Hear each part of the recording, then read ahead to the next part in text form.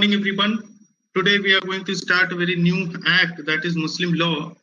और मुस्लिम लॉ के बारे में हम आज चैप्टर 1 स्टार्टिंग बिगनिंग, आज फर्स्ट क्लास है। फर्स्ट क्लास को हम देखेंगे, समझेंगे।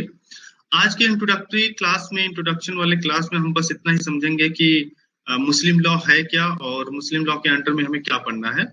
तो सबसे पहले आज क्लास में हम लोग हु इज मुस्लिम, मुस्लिम किसे कहते हैं, मुस्लिम कौन होता है मुस्लिम मेथोडोलॉजी के अनुसार, according to Muslim law Muslim कौन होता है। क्योंकि as you know very well, Hindu law Hindu पे एप्लीकेबल है, मुस्लिम लॉ मुस्लिम पे एप्लीकेबल है। तो हमें सबसे पहले ये जानना जरूरी है कि मुस्लिम होता कौन है, कौन मुस्लिम होगा। तो मतलब कि आप ऐसे हैं तो आप मुस्लिम होगा, आप मुस्लिम है तो मुस्लिम लॉ एप्लीकेबल होगा, मुस्लिम की सारी चीजें आप पे एप्लीकेबल होगी, है ना।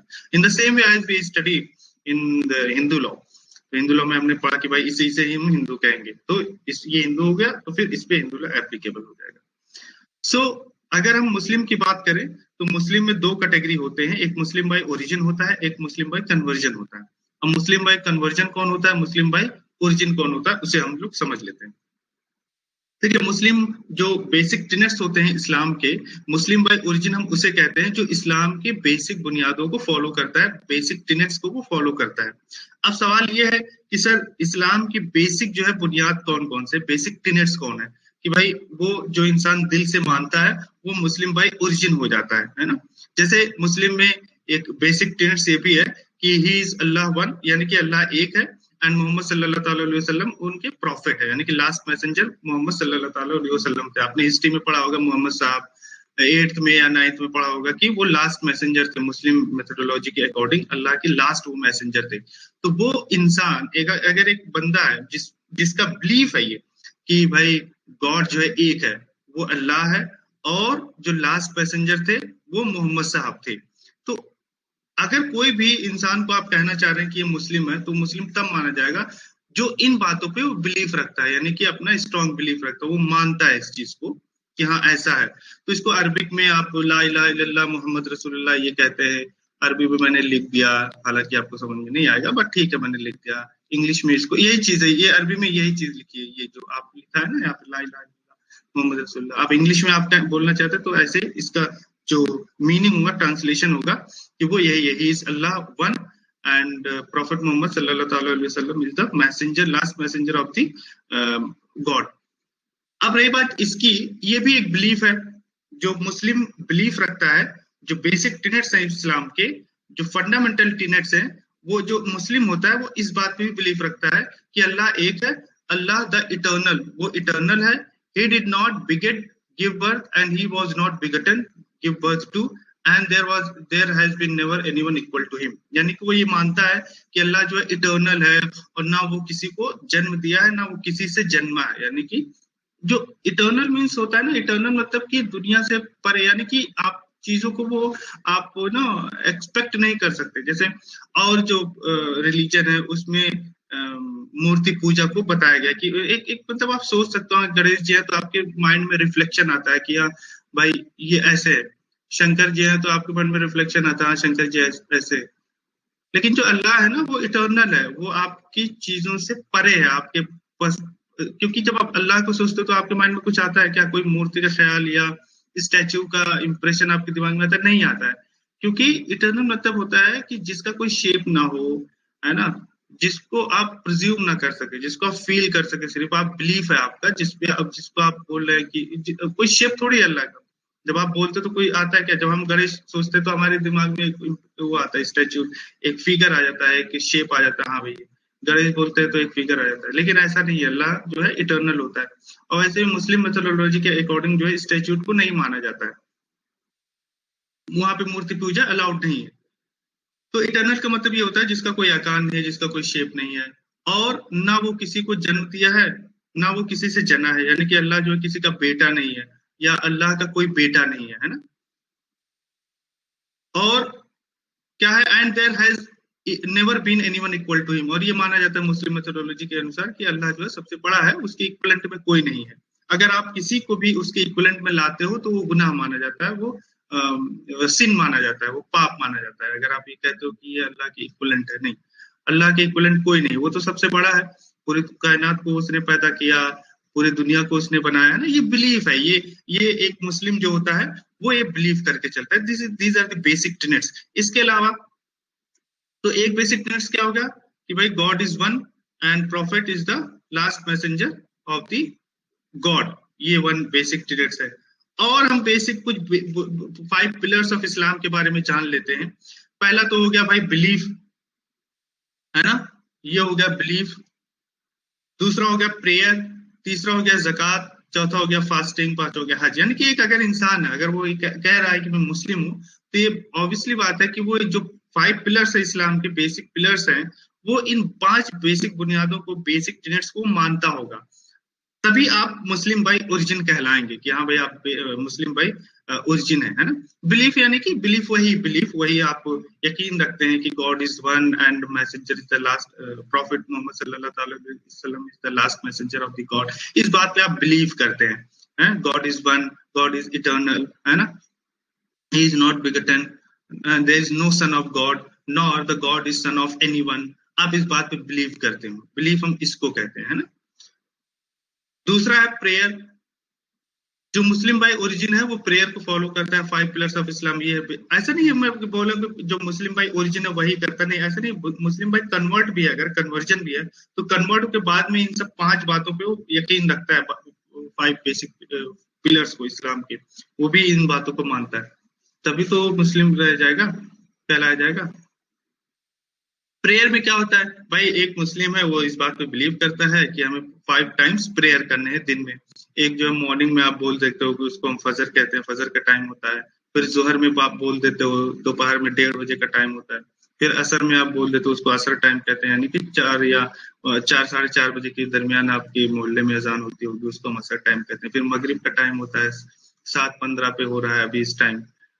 और फिर ईशा की नमाज होती है, यानी कि रात में आप 8:30 बजे एक अजान होती है। तो ये जो 5 टाइम्स है, ये 5 बार जो नमाज पढ़ना होता है, ये बेसिक पिलर्स है इस्लाम के कि भाई आपको नमाज पढ़ना है, तभी आप बेहतर मुस्लिम कहलाएंगे।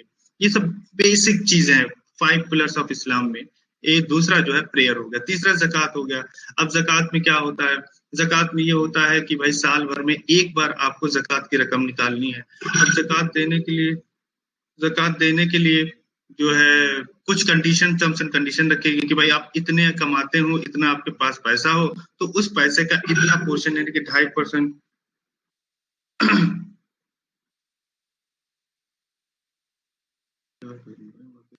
तो हम लोग क्या पढ़ रहे थे भाई, 5 पिलर्स ऑफ इस्लाम। पहला हम लोग ने बिलीफ पढ़ लिया। बिलीफ किस चीज का, कि इस चीज का कि भाई God is one and the prophet is the last messenger of the God. Prayer, prayer में ये बिलीव करना कि 5 टाइम नमाज होते हैं और 5 टाइम नमाज हमें पढ़ना है। तीसरा जक़ात, जक़ात में ये होता है कि एक इस्लाम में एक कॉन्सेप्ट है कि अगर आपके पास एक इतना पैसा है, कैपेबल है, उसको हम साहिब निसाब कहते हैं, कि आपके पास इतना पैसा है तो आपको इतना परसेंट आपको जक़ात करना है। डिटेल में नहीं जाऊंगा, 2.5% या 2% है कि आपको आपको पैसे देने हैं अपनी पूरी प्रॉपर्टी का, पूरे जो रकम है उसको कैलकुलेशन का एक मेथड होता है कि आपके पास कितना सोना है, कितनी चांदी है, कितना पैसा है, कितना कैश है।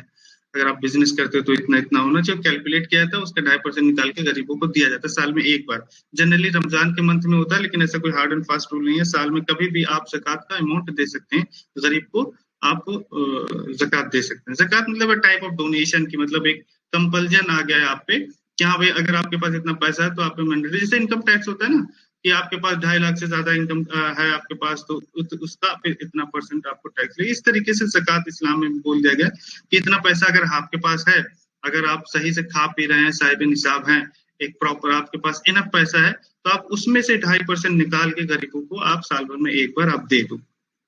दैट इज कॉल्ड ज़कात का कॉन्सेप्ट। तो इस बात पे बिलीव करना और करना, अगर आप साहिब निसाब हैं, सच में साहिब निसाब हैं, आपके पास इतना पैसा है तो देना ज़कात। ये भी एक मुस्लिम के 5 पिलर्स में से एक है सर। शादी के बाद भी कंप्लेन, अच्छा। तो 4 में फास्टिंग हो गया, 4th में फास्टिंग, यानी कि महीने में एक बार रमजान का महीना आता है, 30 दिन का फास्टिंग रखना होता है, इस बात पे बिलीव करना। और मुस्लिम, जो मुस्लिम बाय ओरिजिन है या जो मुस्लिम है, भले ही कन्वर्जन के थ्रू अगर जो मुस्लिम हो गया है, वो इस बात पे बिलीव करता है 5 पिलर्स ऑफ इस्लाम में। चौथा वो फास्टिंग रखता है और 30 दिन का फास्टिंग रखता है, बिलीफ उसका होता है इस पे भी। 5 हज, एक बार हज पे वो जाता है बंदा, इस बात पे भी बिलीव होता है मुस्लिम का। तो these are the 5 pillars of Islam है, तो आपको मैंने बता दिया, ठीक है। और आगे हम देखते हैं, मुस्लिम बाय कन्वर्जन को देख लेते हैं। मुस्लिम बाय ओरिजिन में ये हो गया कि वो जो बाय बर्थ जो है इस चीज पे बिलीव करता हो, इन सब बातों पे, उसको हम तो मुस्लिम बाय ओरिजिन कह देते हैं। कन्वर्जन ऑफ इस्लाम, इस्लाम में देख लेते हैं। अब कन्वर्जन का कॉन्सेप्ट हर जगह पे भी है। कन्वर्जन में आप जैसा कि जानते हैं, किसी भी धर्म का अगर बंदा है तो मुस्लिम बन सकता है बाय कन्वर्जन, है ना। यानी कि मुस्लिम के धर्म को प्रोफेस करके वो अपना सकता है इस्लाम को, और वो मुस्लिम बन सकता है। अब कन्वर्जन में क्या होता है, प्रोसेस क्या है? सिंपली आपको किसी भी अपने पास की मस्जिद में जाना है, वहां जो भी आप मौलाना साहब होंगे या हाफिज होंगे, है ना, उनको बस वो क्या करेंगे, प्रोसेस में आपसे कलमा पढ़वा देंगे। कलमा मतलब वही फर्स्ट वाला कि God is the one and the prophet is the last messenger of the God, ला इलाहा इल्लल्लाह मोहम्मद रसूलुल्लाह, जो मैंने लिखा था ना, वो फर्स्ट कलमा है, फर्स्ट कलमा है ये वाला। बस आपको ये पढ़ना होता है, और आपको अपना विल जो है सबमिट करना होता है, just by submitting your will. Muslim means क्या? मुस्लिम किसे कहते हैं? The person who submits his will towards the God and who believes that the God is one and there is none worthy other than the God, other than the Allah, and he is the most powerful person and no one is worthy to worship besides Allah. That person is called Muslim. Muslim means who submits his will towards the God. अब जो खुदा के लिए या God को अपनी जो will को सबमिट कर देता है, दैट इज कॉल्ड मुस्लिम। तो if you want to adopt, if you want to profess the religion of Muslim, you also will have to submit your will towards the God, towards the Allah. और वही मस्जिद में जाके इंसान करता है, वो बोलता है कि भाई मैं अपनी मर्जी से और अपने आप को अब समर्पित करता हूँ और इस्लाम धर्म को अपनाता हूँ, और मैं ये बिलीव करता हूँ, मैं मानता हूँ कि अल्लाह जो है एक है और उनके अलावा जो है कोई पूजा के लायक नहीं है या वर्शिप के लायक नहीं है, वो मोस्ट पावरफुल है। वो उसको फिर हाफिज साहब जो है वो उसको कलमा पढ़ा देते हैं। लेकिन क्वेश्चन है ये कि कन्वर्जन के पूरे प्रोसेस में ये कन्वर्जन हो गया है ना, और उसके बाद जो है उसको नाम एक दे देते हैं, मुस्लिम नाम दे देते हैं, दैट इज ये पूरा प्रोसेस हो गया। इस पूरे प्रोसेस में कहीं पे भी ऐसा नहीं लगना चाहिए कि वो अंडर प्रेशर है या इंटेंशनली ऐसा उसके साथ किया गया है, धोखे से किया गया है, या वो बंदा सिर्फ एक पर्टिकुलर पर्पस के लिए कन्वर्ट हो रहा है, या किसी से शादी करने के लिए कन्वर्ट, उसको किसी से लव हो गया मुस्लिम लड़की से या लड़के से, तो वो जो है लड़की इसलिए कन्वर्ट हो रही है, लड़का इसलिए कन्वर्ट हो रहा है कि मुझे शादी करनी, ये नहीं माना गया ये, क्योंकि आपका फेथ नहीं है, आपका बिलीव नहीं है। जो भी लोगों ने देखा, धर्मेंद्र साहब हैं या सुनील दत्त ने वो कन्वर्ट किया इस्लाम में, वो एक्चुअली में it's not a conversion of Islam, वो कानूनी तौर से बचने के लिए, क्योंकि वो हिंदू मेथोडोलॉजी में बाइगेमी हो जाता है ना, तो इसलिए उन्होंने बचने के लिए करना। एक्चुअली वो मुस्लिम नहीं है। अब आप ये उन्हें कहो कि मुस्लिम हो गए, नहीं, वो मुस्लिम एक्चुअली रियल सेंस में वो मुस्लिम नहीं है ना। मुस्लिम मेथोडोलॉजी के अनुसार भी बन के वो कर लिए, किसी कोई अगर केस कर देते तो केस भी हो जाता उनपे, लेकिन चूंकि वो बड़े आदमी हैं, समझा बुझा के, पता है इस केस में मुझे जहां तक लगता है, चाहे धर्मेंद्र साहब हो या सुनील दत्त हो, अगर उनकी बीवी, एक्चुअली होता क्या है ना, एक दूसरे को मना के करते हैं ना ये लोग, इसलिए प्रॉब्लम नहीं होती। अगर उनकी बीवी चाहे तो केस कर देते कि आप हिंदू, आप बाइगेमी कर रहे हैं, तो ये क्या कहते हैं कि मैं मुस्लिम हो चुका हूँ, तो वो ये केस कर सकते थे कि आप मुस्लिम नहीं हुए हैं। ये मुस्लिम में कन्वर्जन नहीं होता है, ऐसे नहीं होता है, ये नहीं माना जाएगा कि आप मुस्लिम हो गए हो बाय कन्वर्जन, क्योंकि आपका फेथ नहीं है, आप कोई इस्लाम से खुश होके अपनी मर्जी से इस्लाम नहीं कर रहे हो, आपका एक पर्पस है, इंटेंशन है, आप इंटेंशनली ऐसा कर रहे हो, और ये चीजें फ्रॉड है, वो कह के ना ऐसे फंसा सकती थी इनको। लेकिन क्या होता है, ये लोग ना पटा के एक दूसरे को खुश करके एक दूसरे के रजामंदी से करते हैं। ऐसा नहीं बीवी से लड़ाई करके तब हेमा मालिनी से शादी कर लिया था, ऐसा नहीं होता है। ये लोग आपस में एक दूसरे से बात करके ना एग्री करके करते हैं, इसलिए कुछ प्रॉब्लम होती नहीं। और थर्ड बंद कोई किसी को नहीं पड़ी है कि कोई क्यों कंप्लेन करने जाएगा, इसलिए कुछ होता नहीं। लेकिन अगर स्ट्रिक्टली इसे देखें तो ऐसा हो सकता है, कोई क्लेम कर सकता है कि आप मुस्लिम नहीं हो, बाइगेमी कर रहे हो, तो हिंदू पहली वाली बीवी होगी ना, वो कर सकती है ऐसा। क्वेश्चन कौन से ग्रुप में सेंड किया है सर आपने? शीतल कह रही है, शीतल पहले वाले पे किया है, पहले वाला जो सीआरपीसी का था उस पे किया। इस बात पर बाद में जजमेंट आया था, हाँ क्या जजमेंट आया था जीनत, बताइए।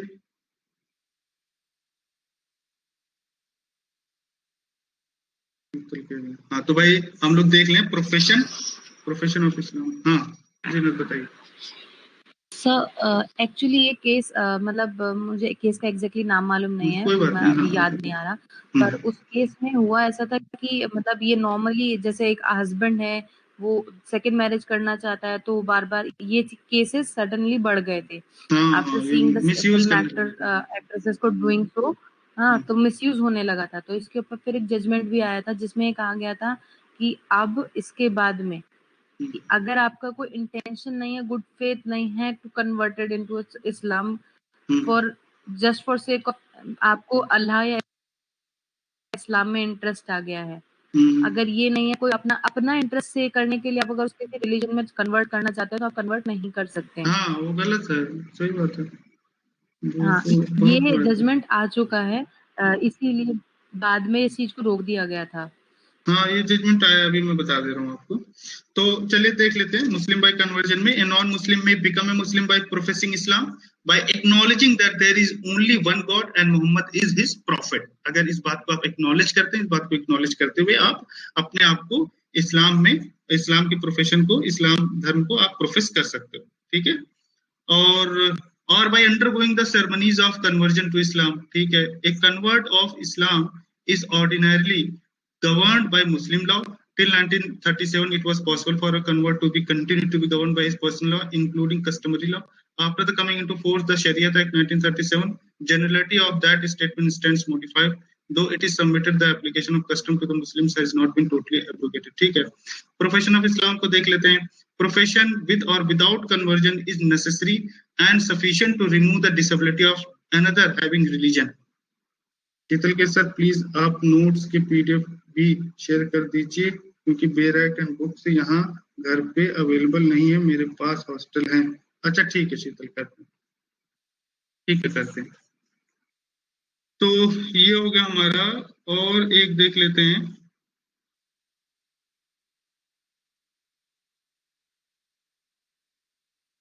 अब्दुल रज़ाक वर्सेस आगा मोहम्मद का केस था। इस केस में wealthy Muslim Abdul by name had died apparently without any heir, but one Abdul Razak made a claim to his estate on the plea that he was the son of the predeceased brother of Abdul. Brother of Abdul, ये तो दूसरा case है। ये देख लेते हैं। कोई non Muslim ने शादी की, conversion to Islam.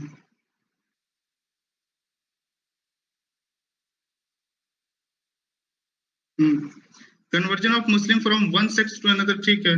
Genuineness of belief in, अच्छा एक बात और, कन्वर्जन टू सेक्ट होते हैं, मुस्लिम में भी सेक्ट होते हैं, सभी मुस्लिम होते हैं। तो एक सेक्ट से दूसरे सेक्ट में जाना, इसका मतलब ये नहीं कि जैसे हिंदू में क्या होता है ना, हिंदू में ब्राह्मण होते हैं, क्षत्रिय होते हैं, राजपूत होते हैं।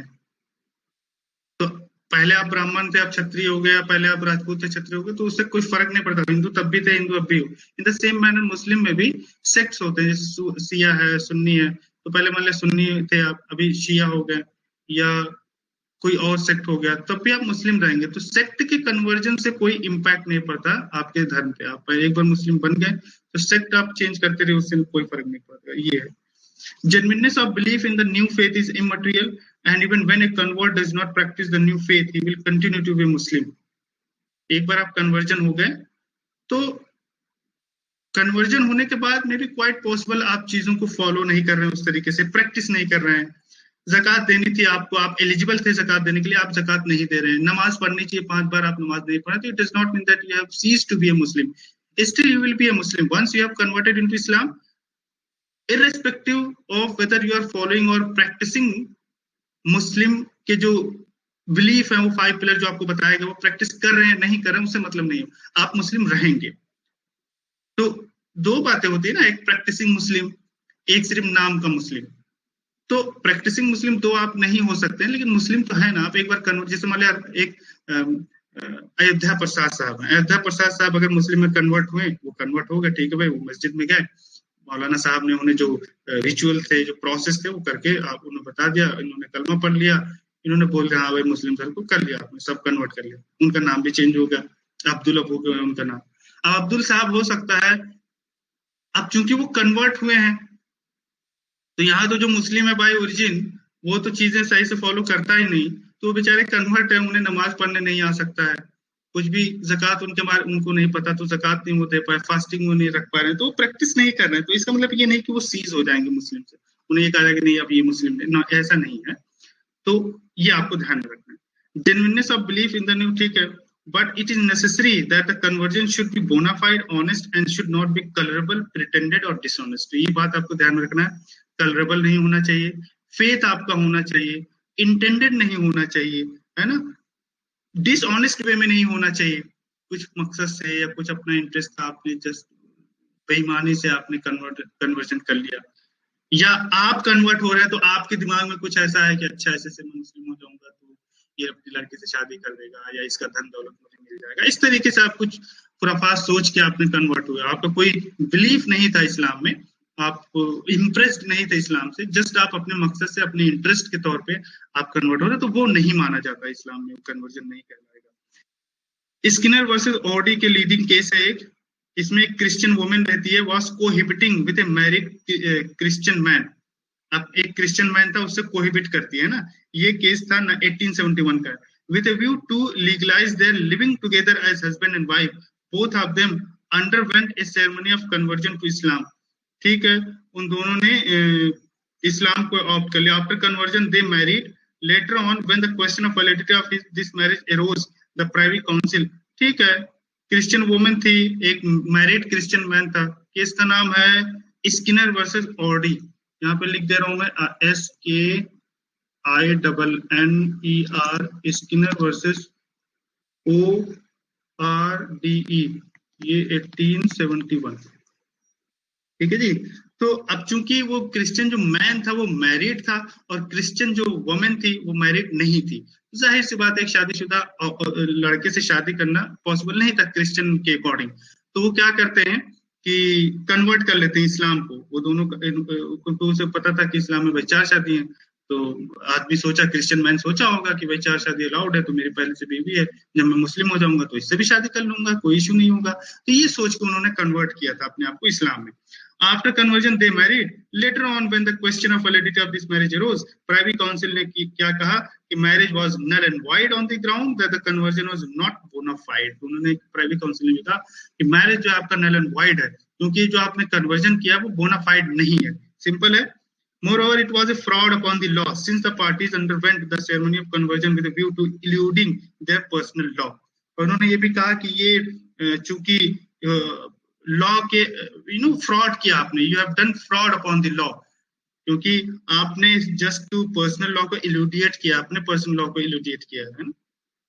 Question of culpable, fraudulent and dishonest conversion has come up before the Indian High Courts in a number of cases where a non-Muslim has embraced Islam either to claim divorce on the ground of apostasy or to enter into a polygamous marriage। जैसे अभी जीनत ने बताया कि बहुत सारे case law Bharat में भी हमारे पैदा होना शुरू हो गए थे, स्टार्टिंग में करने वालों ने कर लिया, लेकिन बाद में केस लॉ आए हैं, इस पे बहुत सारे केस इंडियन हाई कोर्ट में भी, उन्हें पता चला कि जस्ट आप ये किसी से डाइवोर्स लेना है या किसी से शादी करनी, जस्ट आप इसके पर्पस के लिए इस्लाम को ऑप्ट कर रहे हो, अडॉप्ट कर रहे हो, प्रोफेस कर रहे हो। तो in the matter of Ram Kumari 1891, a Hindu married women थी, उसने इस्लाम अडॉप्ट किया था, और assuming that this meant automatic dissolution of her marriage to के सेकेंड हस्बैंड। उसका क्या थॉट प्रोसेस था राम कुमारी का, उसे लगा कि मैं इस्लाम में कन्वर्ट हो जाऊंगी तो जो मेरे पहले हस्बैंड है उनको मैं ऑटोमेटिकली छोड़ दूंगी, डाइवोर्स मान लिया जाएगा, उसका मकसद ये था।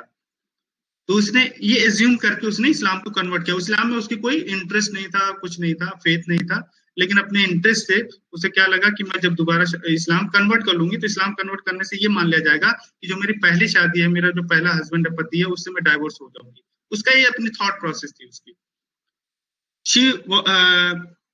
She was prosecuted and convicted for bigamy। तो अब चूंकि उसका थॉट प्रोसेस ये था कि मैं डाइवोर्स हो गया, उसने किसी और से शादी भी कर ली थी, उसका क्या मानना था, वो क्या प्रिज्यूम करके चल रही थी राम कुमारी कि मैं अगर इस्लाम में ऑप्ट हो जाऊंगी, इस्लाम कन्वर्ट कर लूंगी, तो जो मेरी पहली शादी हो वो डाइवोर्स माना जाएगा और मैं दूसरी शादी कर लूंगी। तो उसने दूसरी शादी कर ली, लेकिन वो जो पहले शादी थी वो टूटी नहीं थी, टूटी नहीं मानी गई है ना, टूटी तब मानी जाएगी ना जब आपने अब आप कहोगे सर हिंदू लॉ में भी आपने पढ़ाया है कि डाइवोर्स हो जाते हैं, ये ग्राउंड होता है डाइवोर्स का कि स्पाउस में से कोई एक, हिंदू लॉ याद आ रहा है आपको, स्पाउस में से कोई एक जो है किसी और धर्म को अडॉप्ट कर लिया हो तो ये ग्राउंड बन सकता है डाइवोर्स का, है ना।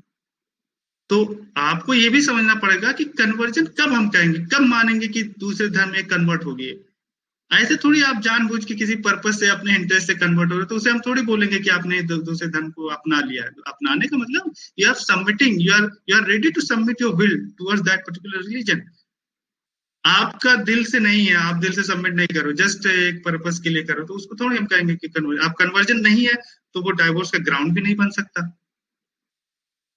किसका नाम, हाँ किसका नाम बता, इन रुकैया बीबी वर्सेस अनिल कुमार का केस था, 1948 का केस है। This aspect of the matter has been very cogently and brilliantly discussed by Chakravarti J. In this case, a married Hindu woman with a view to getting rid of her important husband, उसका जो husband था important था, नपुंसक था, जो भी कह ले, तो married woman थी, उसका husband जो है इस तरीके से था, important था।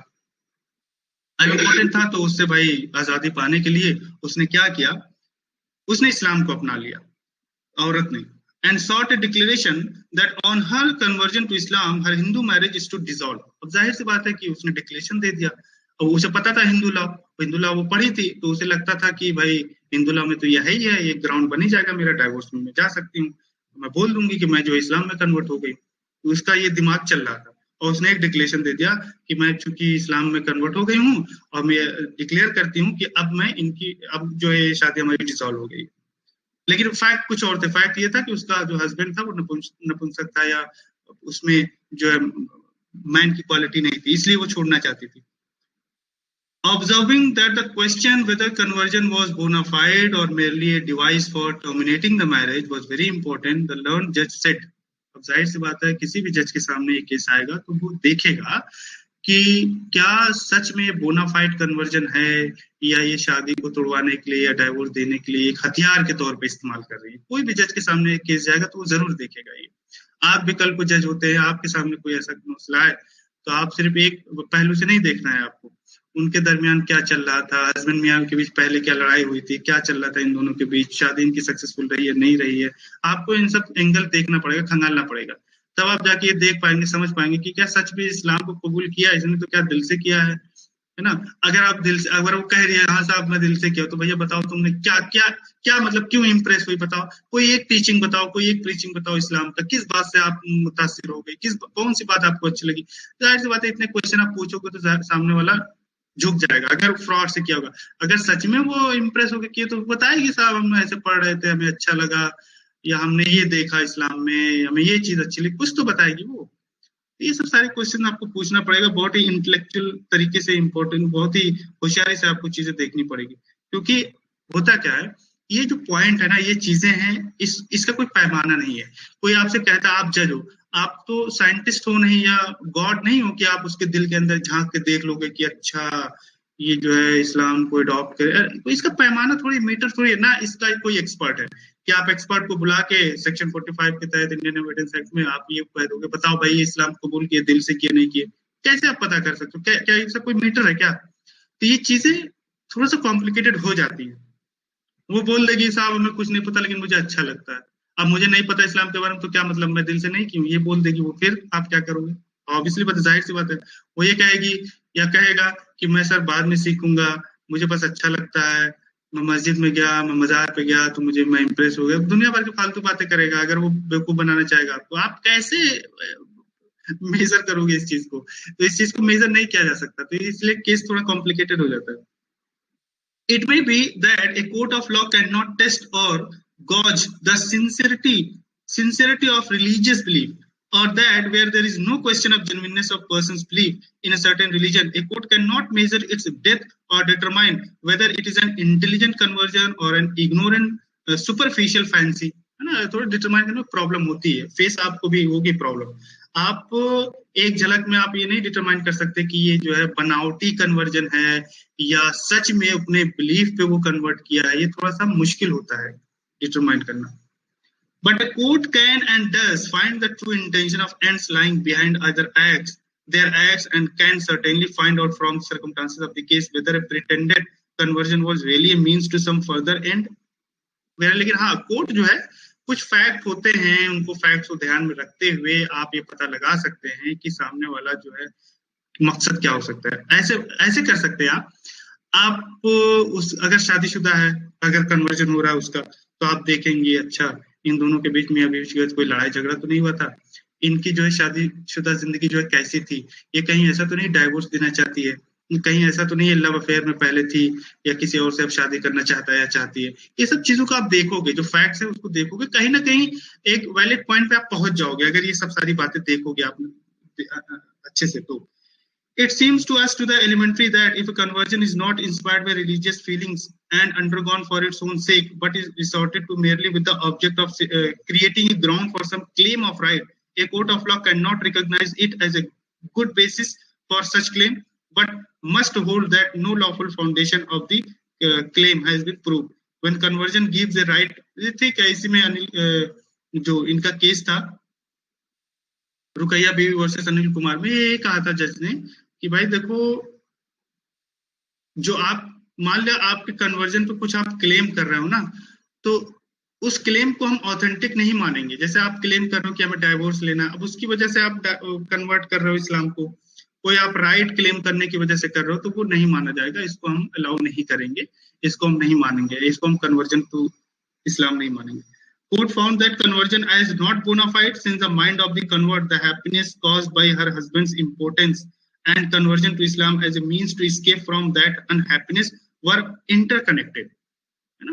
उन्होंने कहा एक तरफ आपका पति जो है इम्पोर्टेंट है, एक तरफ आप अपने हस्बैंड से खुश नहीं है, दूसरी तरफ आप इस्लाम को कन्वर्ट कर रही हैं, तो कहीं ना कहीं दोनों बातें इंटरकनेक्टेड हैं।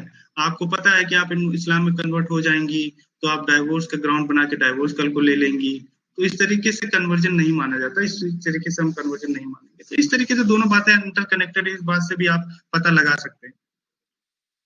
ठीक है, तो ये बेसिक बुनियादी बातें थी आज की क्लास में, बस इतना मैं डिस्कस करना चाहता था। कल की क्लास में और डिटेल में हम लोग डिस्कस करेंगे। तो सिंपल सी बात है, आज हमने क्या पढ़ लिया, आज हम लोग बेसिक टेनेट्स ऑफ इस्लाम पढ़ लिए। हमने ये जाना, ये सीखा कि एक मुस्लिम होता क्या है, किसे कहते हैं। एक मुस्लिम होने के लिए आपको ये 5 पिलर्स इस्लाम के बिलीव करना पड़ेगा और बेसिक टेनेट्स जो है उस पर भी बिलीव करना पड़ेगा। तो आज की क्लास आई होप आपको समझ में आएगी। Thank you so much.